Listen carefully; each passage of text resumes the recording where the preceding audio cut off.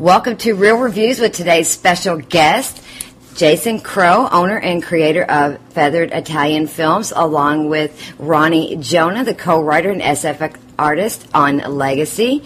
And Jason was also an actor, director, producer, artist, film editor, sculptor, graphic designer, even a one-handed juggler, people. This guy does it all, and he does it well. Jason's been involved in many things, such as Dead Moon Rising 1, where Jason plays the role as the lead, Jim, which was submitted to the Guinness Book of World Record for largest zombie scene with 1,200 zombies and bikers, to be exact, and Dead Moon Rising 2. And Jason and Ronnie's newest project is a campy, tongue-in-cheek thrasher film from Feathered Italian Films called The Legacy. First off, welcome to Wildlife Radio and IndieLifeRadio.com. Real Reviews, Jason and Ronnie. How are y'all doing today? Good. How are you? Good. Well, good. Why don't you all tell us a little about some of your projects and your most recent film coming out called The Legacy and how it all got started. And please elaborate a bit on your approach on making the film and what it's all about. Oh, okay. All right. Well, I think the most recent thing would be The Legacy, written by myself and Ronnie. It's, like you said, a little tongue-in-cheek slasher film featuring professional wrestler Al Snow. If there's any wrestling fans out there, they'll know exactly who he is. Yeah.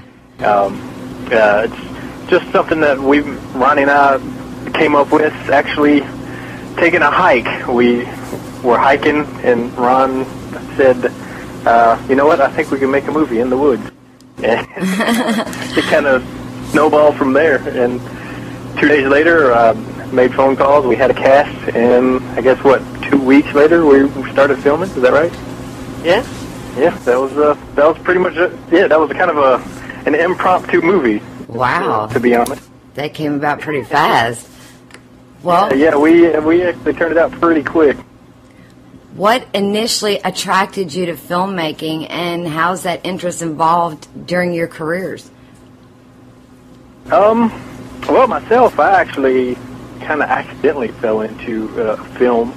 I started in theater by accident. I just went to an audition with a friend, and she tried to talk me into audition, and I wouldn't do it. And then finally, I auditioned after she talked my ear off about it, and caught the bug in theater, and then I guess it was, I don't know, 3 years later, I saw Dead Moon in an email and went and auditioned for that, and that's how I kind of fell into the movies. Wow. And then I just kind of caught the bug for film after that, and we've been going ever since. Ron, you've been doing theater for a long time too, right? Yeah, I started theater as a kid. And then what made you get into movies? Well, I started wrestling professionally, and that was really fun. And then I came upon this contest that I won, where I got to, this is where I actually met Jason, where we both got to fly out to L.A. and take part in a screen test, and that was my very first film audition, and came home and decided I wanted to do films. Where'd you do wrestling at?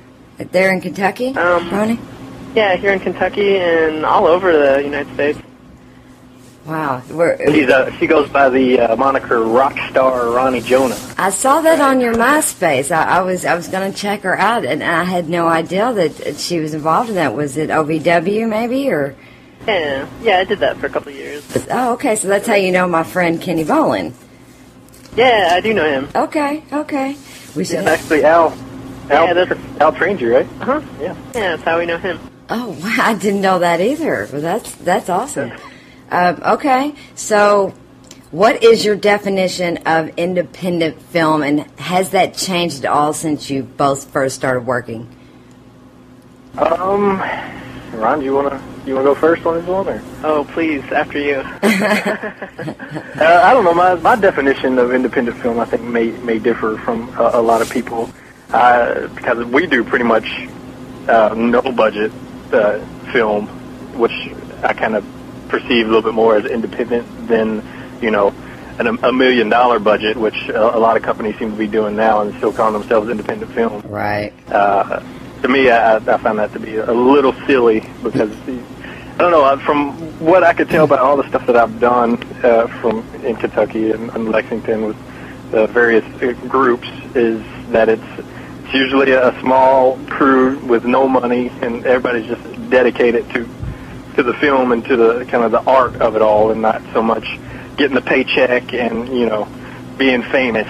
So that right. My definition is small crew, no money, just doing it because you love it.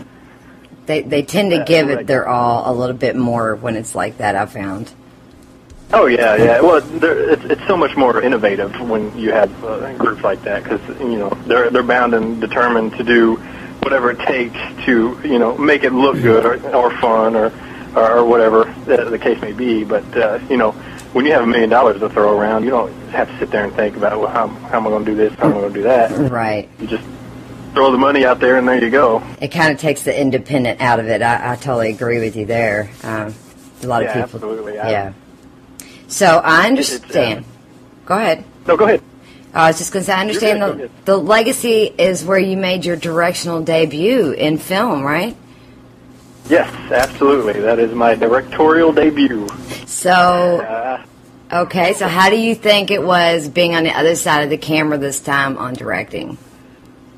It was a mess, actually. Oh, no. It was pretty good. I think you did fantastic. Thank you.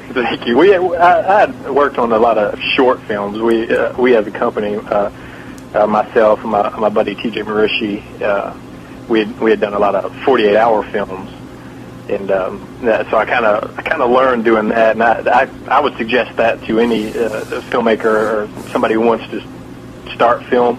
I would suggest doing the 48-hour film contest because you learn so much, and you have to do it quick, and you know you have to get it done. Exactly. And you learn so much so fast, and that's all I'd ever done on a directorial kind of way. And then jumping into film, we tried to take that, which was the only thing that we knew was the 48-hour speed, and turn it into a feature film. Try to use that kind of tactic. And that I don't necessarily suggest. It was the 48, yeah. Yeah, I mean, you can't necessarily shoot a feature film the same way, because I think one day we did a ton of shots, but it was about 20-hour day. Wow. Yeah, but what award did you get for that, best editing? Oh yeah, for the no big deal. 48-hour film. Yeah, I won best editing here in Louisville.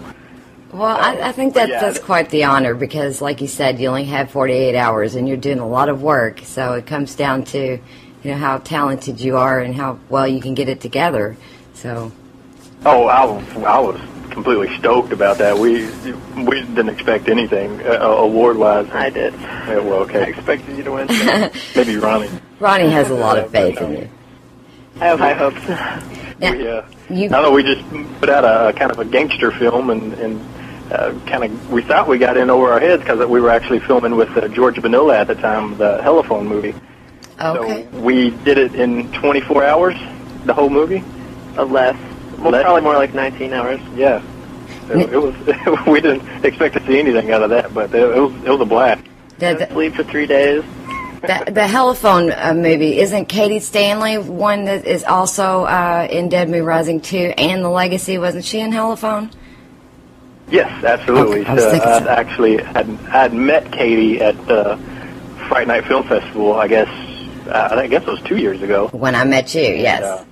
Yeah. I think it was the first time we met as well, and we became good friends, and we've ended up working on a lot of similar films together, and we pulled her in on The Legacy along with a ton of Kentucky talent, which I got to give it to all the people that worked on The Legacy. Without them, the movie would have been nothing, and they came in on short notice, and they did it fantastic.